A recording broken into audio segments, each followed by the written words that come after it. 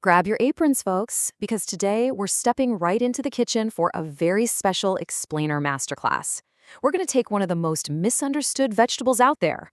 Yeah, you guessed it, okra, and completely transform it into a delicious, metabolic powerhouse.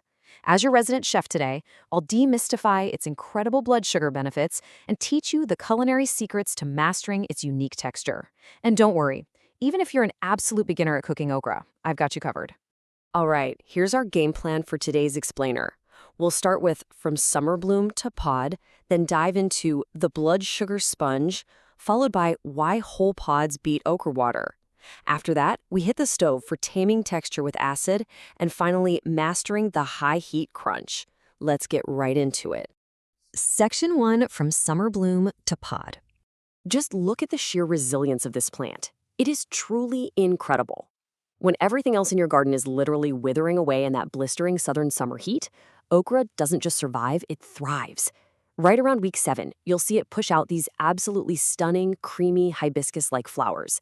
And then, almost like magic, you can literally watch those delicate flowers rapidly transform into the tender, ribbed green pods that we cook with. The plant's very anatomy allows it to beat the extreme heat while locking in this insanely dense nutritional profile. Section 2. The blood sugar sponge. So why exactly is this plant so revered for metabolic health? Well, clinical and lab studies have actually proven that okra manages your blood sugar in 3 very specific, highly scientific ways. This isn't just old wives' tales, guys. This plant literally alters how your body processes the sugar from your meals. We're talking about soluble mucilage fiber, enzyme-inhibiting extracts from the skin and seeds, and a powerful antioxidant called myricetin.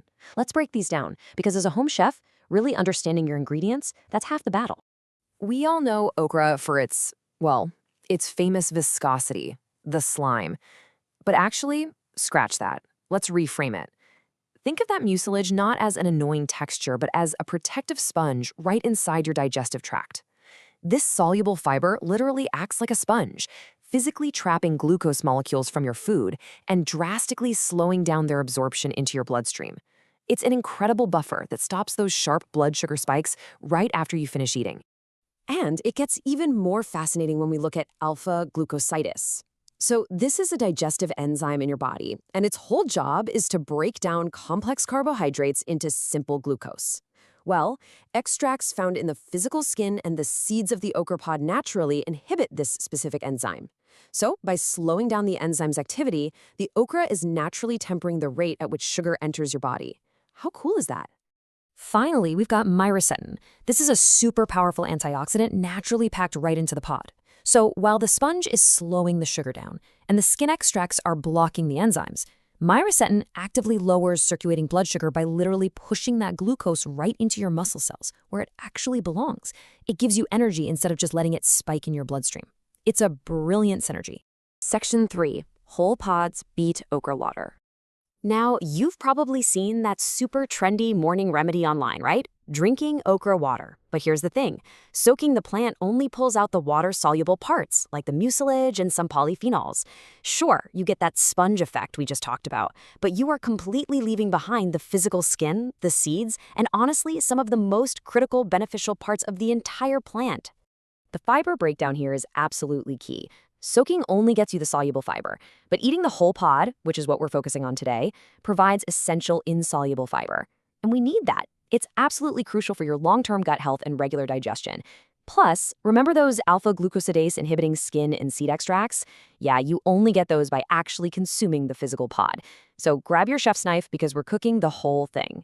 Section 4, taming texture with acid. Okay, let's get our hands dirty with a little cooking demonstration. This is a step-by-step masterclass for classic okra and tomatoes, and it is perfect if you are an absolute beginner. We start by sautéing 1 diced onion and a minced bell pepper until they're nice and soft. Next, toss in about 2 cups of half-inch sliced okra rounds. Let those cook and get a little color for 3 to 4 minutes. Then stir in your diced tomatoes, some spices, and here's the real chef's secret, a splash of apple cider vinegar. Cover it all up, lower the heat, and just let it simmer for 15 to 20 minutes. The real magic of this recipe is the chemical reaction between acidity and that mucilage viscosity.